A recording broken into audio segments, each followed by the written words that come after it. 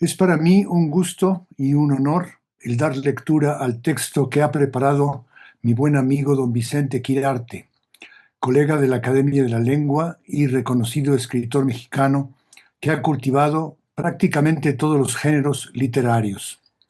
Si bien él se encuentra por el momento afectado de su voz sonora, veremos ahora que su pluma fluye con la lucidez y la destreza acostumbradas. El texto se titula escuetamente Alberto María Carreño.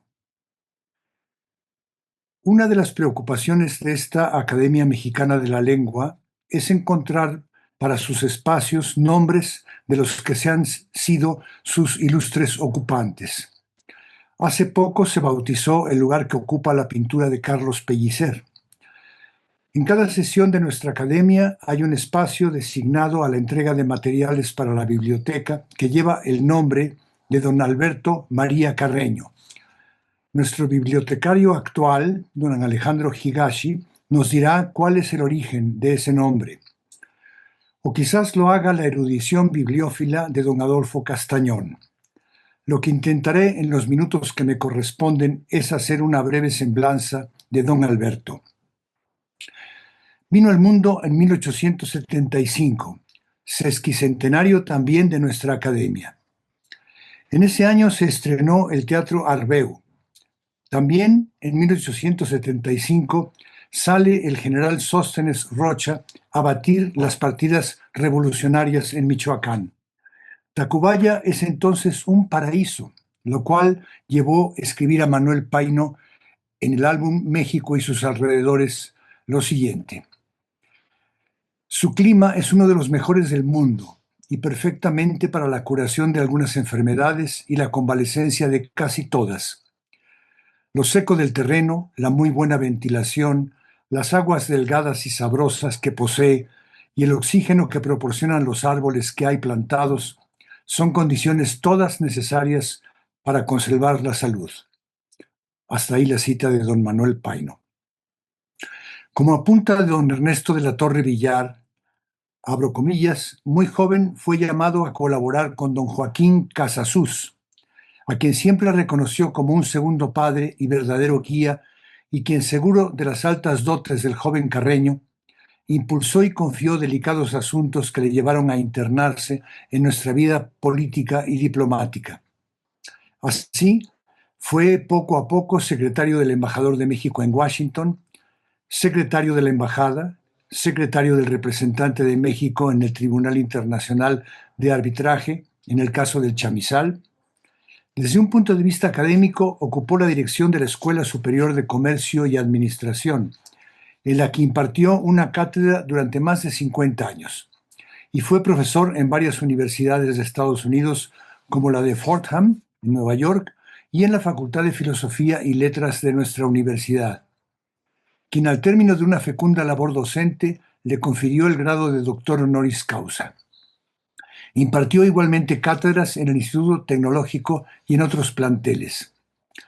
Su labor intelectual le llevó a ser llamado a ocupar un puesto de honor en las instituciones culturales mexicanas más importantes, como la Academia Mexicana Correspondiente a la Española, la Academia de la Historia, la Sociedad Mexicana de Geografía y Estadística, la Academia Nacional de Ciencias Antonio Alzate, la Sociedad Mexicana de Historia, la Sociedad Mexicana, y también de otras extranjeras que, conocedoras de su indudable valor, le distinguieron nombrándole miembro honorario de ellas, como the Academy of American Franciscan History, el Instituto Gonzalo Fernández de Oviedo, el Instituto de Cultura Hispánica, la Société des Americanistes y muchas otras de Europa y de América. Cierro comillas. Manejaba con igual destreza la pluma cuando se ocupaba de asuntos y temas literarios como históricos. Fue prodigiosamente longevo, pues cerca de sus 93 años todavía seguía en plena actividad. En sus libros históricos seguía de cerca el ejemplo de Lucas Alamán, quien, a pesar de ser un conservador en la política, se distinguió como un historiador imparcial de los acontecimientos del México que tanto amó. A él y a don Alberto María Carreño se puede aplicar la frase de Justo Sierra: los reaccionarios que al fin son mexicanos. Carreño sufrió la censura de quienes no entendieron cabalmente su postura ante la separación de la Iglesia del Estado, pero siempre fue estoico en resistir los embates de la crítica. El poeta José de Jesús Núñez y Domínguez nos lo dejó descrito en 1920 en un retrato lleno de fidelidad. Pálido su semblante de un pálor marifleño, cano el mostacho, calva la frente pensadora, tras los lentes la viva mirada escrutadora, tal va por la existencia don Alberto Carreño. Si contemplo plegarse ante un libro su ceño, pienso que en su interior otros siglos añora, cuando fraile charlaba con la santa doctora, o inquisidor de vidas herejes era dueño. Porque se me figura que he mirado el diseño de su rostro en un cuadro que firmaran otrora Cabrera a los Echave junto a su sagrado leño y un infolio que el tiempo con su pátina dora, mientras que vagamente una niebla de ensueño rosa como una gasa su frente pensadora. A Carreño se le debe la investigación que lo condujo a atribuir la pluma de Fray Miguel de Guevara, el soneto que transcribimos a continuación. No me mueve mi Dios para quererte el cielo que me tienes prometido, ni me mueve el infierno tan temido para dejar por eso de ofenderte. Tú me mueves, Señor, muéveme el verte clavado en una cruz y escarnecido, muéveme ver tu cuerpo tan herido, muévenme tus afrentas y tu muerte. Muéveme, en fin, tu amor de tal manera que aunque no hubiera cielo, yo te amara, y aunque no hubiera infierno, te temiera. No me tienes que dar porque te quiera, porque aunque lo que espero no esperara, lo mismo que te quiero, te quisiera. Muchas gracias. Alberto María Carreño, gambusino y artista de la memoria. Alberto María Carreño Escudero nació en Tacubaya, en la Ciudad de México, el 7 de agosto de 1875, el mismo año en que fue fundada la Academia Mexicana de la Lengua, el 11 de septiembre. En ese mismo año nacieron el doctor Atl, Julián Carrillo, Alfredo R. Plasencia y, un año después, Luis Cabrera. Carreño fue estudiante del Colegio Seminario Conciliar, donde tuvo como maestro al poeta, traductor y académico Joaquín Arcadio Pagaza. Luego ingresó en la Escuela Superior de Comercio, de la cual llegó a ser director, después de ser prefecto, bibliotecario y subdirector. Siempre estuvo atento al mundo de las letras, la filología, la investigación histórica, tanto como al mundo de la política, los negocios. Su pasión fue la memoria y la organización de los archivos, tanto literarios como históricos. La coincidencia entre su nacimiento y la fundación de la Academia cobra pleno sentido al recordar la figura de este académico axial en quien se materializó la vocación de la corporación como puente entre los siglos, puente de varios arcos. Carreño fue nombrado como académico correspondiente el 9 de octubre de 1918, misma fecha en que son aceptados como tales Alejandro Quijano, Manuel Puga Yacal y nada menos que Amado Nervo, y como académico de número el 17 de abril de 1925. Fue el noveno secretario de 1952 a 1962 y el archivero de 1924 a 1927 y bibliotecario archivero de 1939 a 1945. Tuvo a su cargo la delicada tarea de lograr que la Academia interrumpiera su peregrinaje y llegara a la Casa de Donceles 66, gracias a sus gestiones con el presidente Miguel Alemán. De esto deja constancia él en dos textos: el edificio de la Academia, publicado en el tomo 15 de las Memorias, y la peregrinación de la Academia. El discurso de Carreño es una lección de historia de la cultura mexicana en la que están presentes tanto el Cid como el arcipreste Dita y los académicos mismos. Podría decirse que ese discurso es una lección de historia de la academia desde su primera generación con Joaquín García y Casalceta y un repaso de los tiempos anteriores con el Conde de la Cortina y Eliseo Hidalgo. El legado de Carreño es múltiple.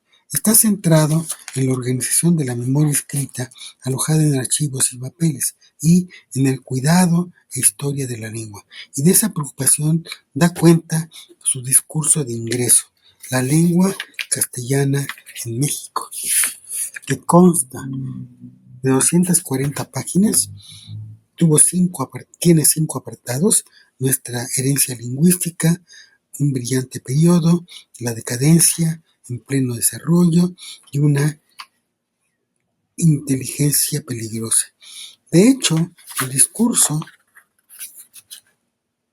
es una historia de la cultura mexicana a través del desarrollo de la lengua y en particular del eslabonamiento de circunstancias en torno a la vida de la Academia Mexicana de la Lengua desde su fundación a través del retrato, perfil de los distintos académicos. Pero ya desde 1915, 10 años antes de ingresar como académico, Carreño había publicado a los 40 años una obra digna de memoria, la dedicada a Fray Miguel de Guevara y el célebre soneto castellano "No me mueve mi Dios para quererte". En esta obra despeja varios enigmas, las atribuciones del poema a San Francisco Javier, Santa Teresa de Jesús, San Ignacio de Loyola, Fray Pedro de los Reyes. Hace una reconstrucción de la época en que se escribió el soneto, donde habla de los quietistas, de Quevedo, Lope, Góngora, y describe el manuscrito, discurre sobre el soneto en Europa y expone las dificultades y tropiezos para establecer la nacionalidad de Guevara mismo y el perfil de la familia Guevara en la Nueva España, en el siglo XVI. Se describe el manuscrito y la vida literaria de Nueva España y se discute el tema de la evolución de las reglas ortográficas. Se habla además de la suerte del soneto en Europa y en Filipinas. Traza finalmente algunas líneas para esclarecer la nacionalidad de Guevara y su relación con la Orden de San Agustín. El actual Papa es de esa orden. La importancia de esta obra va más allá del establecimiento casi definitivo de la autoría del soneto. Reconstruye el paisaje y el contexto con un detallado y agudo pincel. Pero no resisto a la tentación de citar el soneto cuya autoría definitiva asentó Carreño. Dice así: "No me mueve mi Dios para quererte el cielo que me tienes prometido, ni me mueve el infierno tan temido para dejar por eso de ofenderte. Tú me mueves, Señor, muéveme el verte, clavado en una cruz y escarnecido, muéveme ver tu cuerpo tan herido, muéveme tus afrentas y tu muerte, muéveme, en fin, tu amor en tal manera que, aunque no hubiera cielo, yo te amara, y aunque no hubiera infierno, te temiera. No me tienes que dar porque te quiera, porque aunque cuanto espero no esperara, lo mismo que te quiero te quisiera".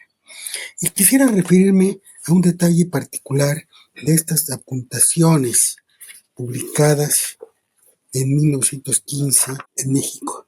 Llevan el lema siguiente: "Ilustraciones del mismo autor", lo cual realza el valor del libro y también nos hace ver hasta qué punto Carreño, cuya imagen en ese entonces es esta, era cuidadoso de la pulcritud y exactitud de sus presentaciones gráficas.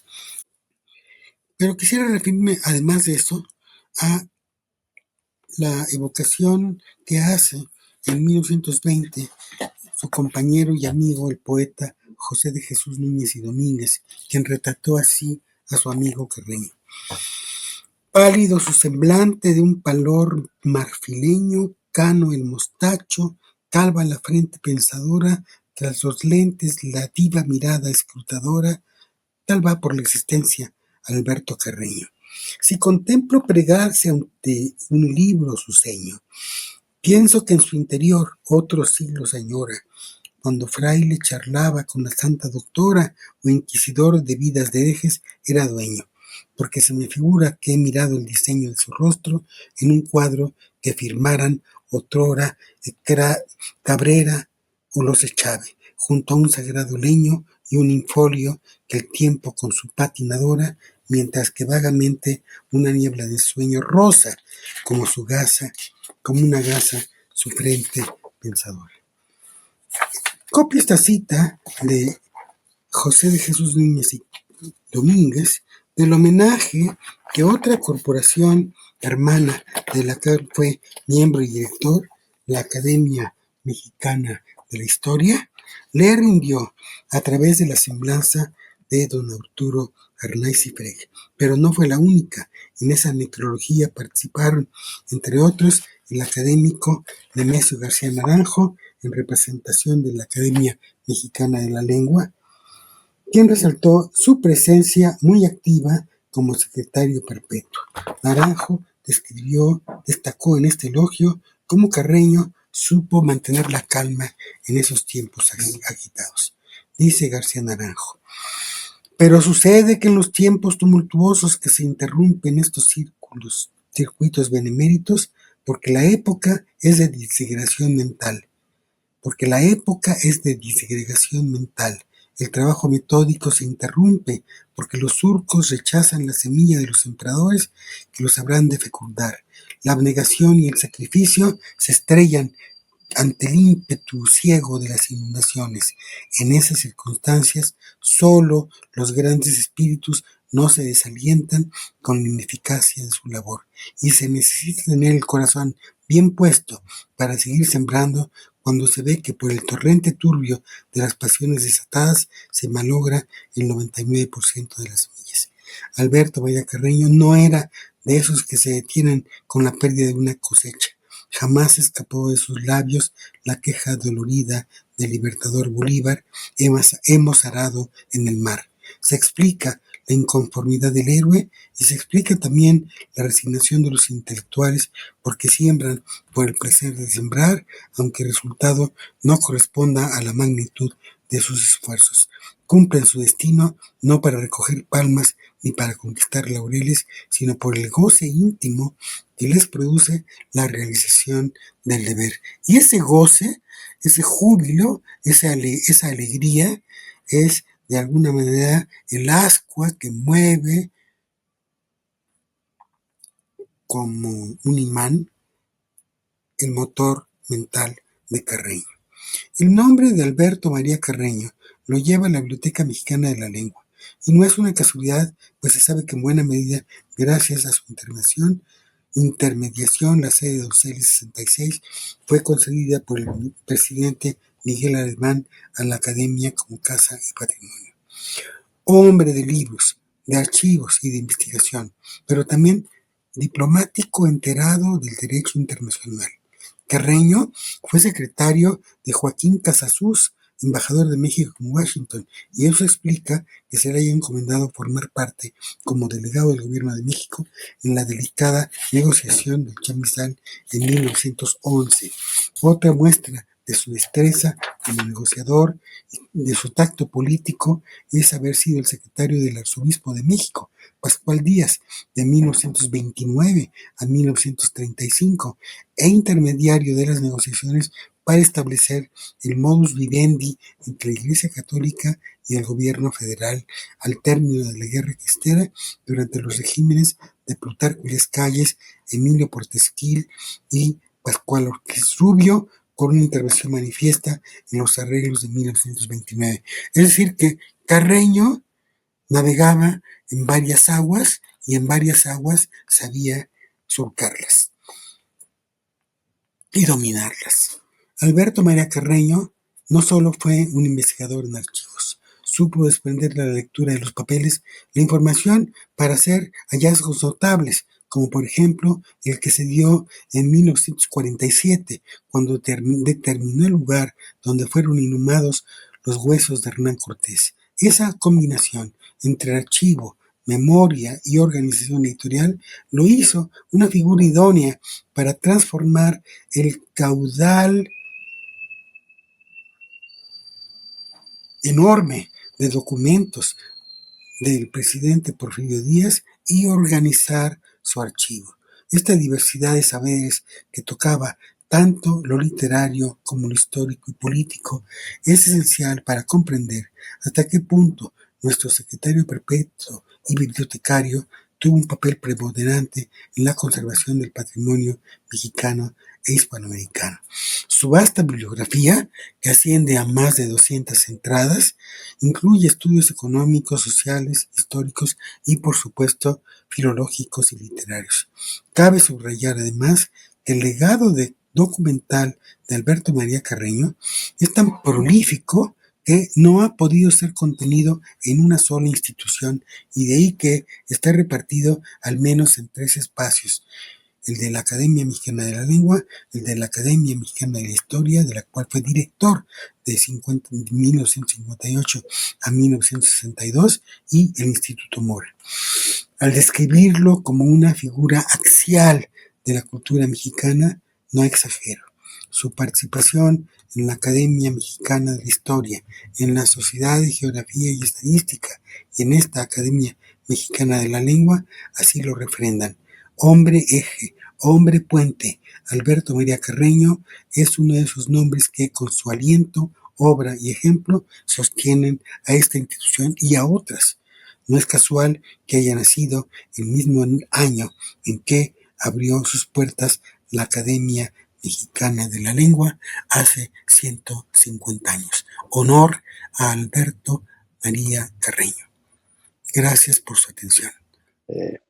Bienvenidos, bienvenidas a este homenaje en el sesquicentenario de nuestro académico, don Alberto María Carreño, que nació un 7 de agosto de 1875 y partió de este mundo, lamentablemente, un 5 de septiembre de 1962.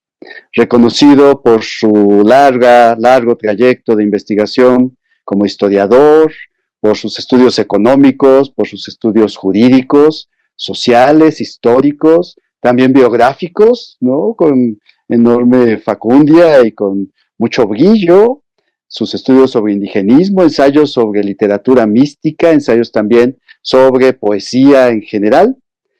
Segundo bibliotecario archivero de nuestra institución, segundo archivero también, y noveno secretario. Alberto María Carreño, sobre todo es recordado por nuestra academia en los últimos años, porque su nombre justamente pues sirvió para designar nuestra biblioteca, la Biblioteca Alberto María Carreño, de la cual pues justamente me honro con ser bibliotecario. Su trayectoria es muy importante, los años que dedicó al trabajo en la Academia Mexicana de la Lengua también lo son, es la razón por la cual pues queremos rendirle este sentido homenaje y bueno, pues recordar que su trayectoria pues ha definido el destino de la academia. En el caso del nombre, de su nombre que se asignó a nuestra biblioteca, pues hay que recordar que en 1956, cuando el gobierno de México tuvo a bien brindarnos la oportunidad de ser una asociación civil y nos dotó con una casa en la cual pudiéramos seguir trabajando por la lengua y los estudios que realizamos. Casa ubicada en este momento en Donceles, en la calle de Donceles, número 66, y que, bueno, pues justamente hemos rehabilitado, ¿no? En este momento está ahí en funciones la biblioteca, está en funciones una parte importante de la administración, están en funciones grupos de investigación, y bueno, pues también un auditorio que hemos inaugurado este año, ¿no? Pues la biblioteca justamente fue una iniciativa muy importante de don Alejandro Quijano, y bueno, para honrar justamente a nuestro académico, a don Alberto María Carreño, se le asignó su nombre.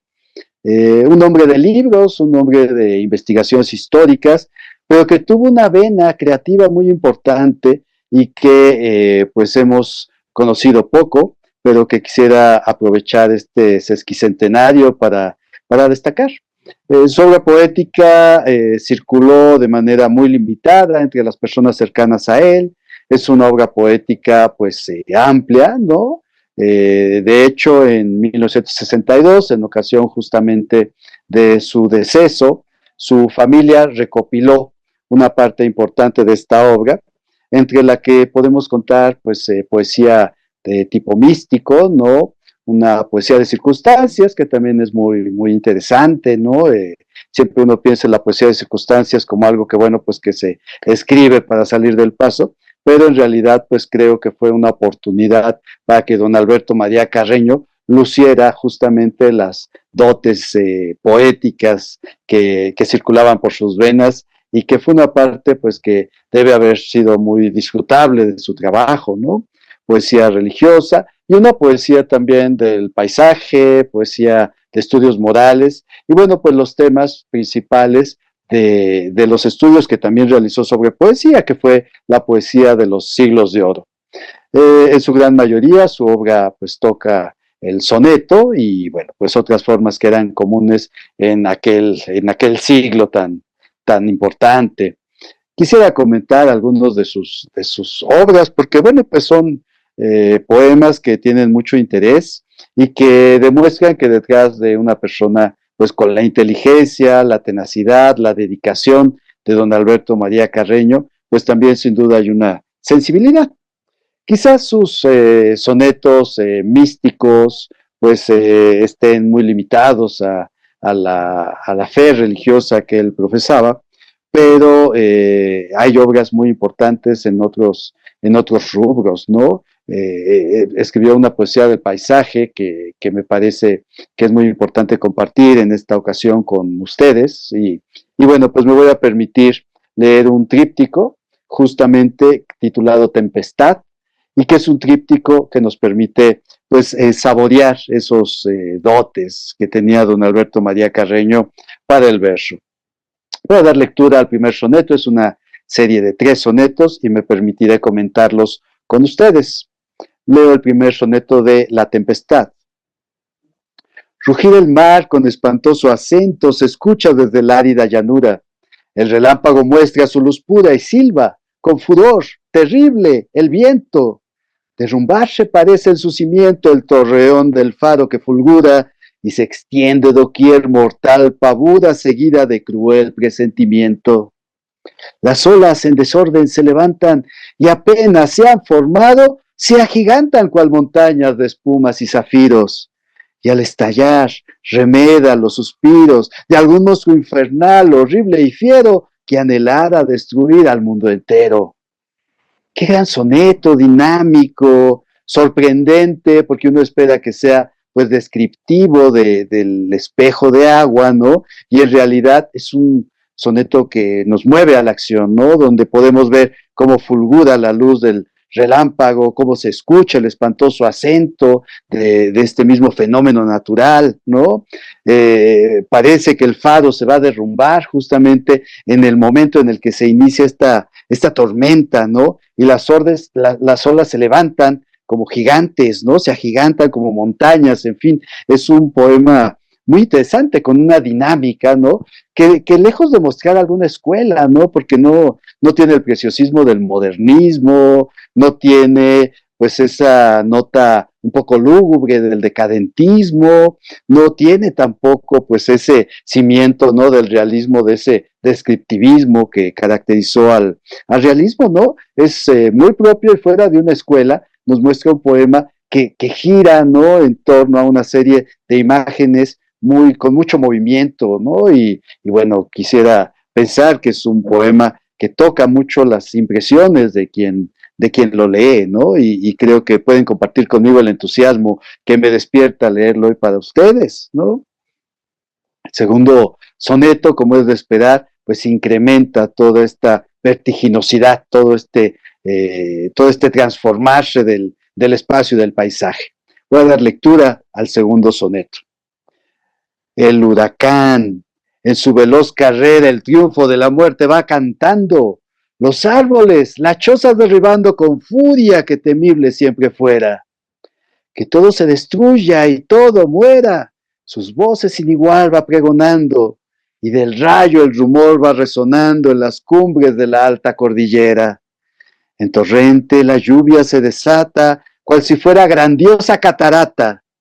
Las aves, arrojadas de su nido, con los perros confunden los gemidos, en tanto que hacia el cielo sus clamores elevan los sencillos labradores. El efecto que provoca esta tempestad, el efecto en los montes, el efecto en los pequeños animales, el efecto en los labradores, ¿no? Lo que vemos es que el huracán arrasa ya con las tierras y se manifiesta sobre todo pues como un emisario de la muerte, ¿no? Como un emisario del poder de la naturaleza y de pues los efectos que tiene en nosotros, ¿no? Es un tríptico muy completo y bueno, pues verán un poquito el desenlace en este tercer soneto que voy a leer para ustedes. La tempestad, por fin, rauda se aleja, mas los campos, ya mustios y desiertos, presa de horror aún, talados, yertos, en su furia sin par aquilondeja. Lo que alegre ayer fue, ahora semeja del exterminio misteriosos huertos y en unión de un pastor se miran muertos los corderos, la amada tierna oveja. En la ruinosa torre de la ermita, donde muda campana solo habita, con la nieve blanca, una paloma, el iris al surgir, tímida asoma, como si de Noé dejara el arca, al terminar su destrucción la parca. Como era de esperarse, el último soneto, pues nos habla ya de este efecto de mansedumbre que va a haber después de la tormenta, ¿no? Pero no es una paz, no es una paz, no es una tranquilidad como esperaríamos, sino que es justamente el recuento de los daños, ¿no? La oveja muerta, el ganado muerto, el espacio desierto, ¿no? Todo arrasado justamente por esta feroz tormenta, ¿no? Creo que estos tres sonetos nos dan, pues nos muestran, ¿no? La vitalidad de su poesía, la intensidad de su poesía, la fuerza de sus imágenes. Es prodigioso ver cómo se une justamente toda esta energía en estos tres sonetos, ¿no?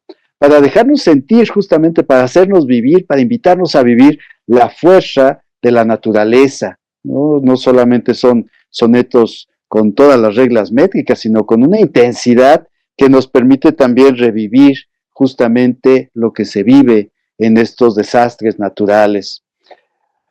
La invitación que quiero dejar aquí para ustedes es pues a conocer más la obra artística de don Alberto María Carreño, por sus méritos y porque también sin duda alumbra la sensibilidad de un hombre que en sus investigaciones históricas, que en sus investigaciones económicas, también dejó mucho de este amor que tenía a la lengua y también construyó textos con esta enorme capacidad para emocionar en la poesía. Por supuesto que este estilo también estaba presente en sus trabajos de investigación. No es posible mantener, atar esta pasión que vemos desplegada en estos tres sonetos, no es posible atarla cuando se hacen ensayos literarios, estudios históricos, estudios jurídicos. Por supuesto que fue una prosa también muy deleitable.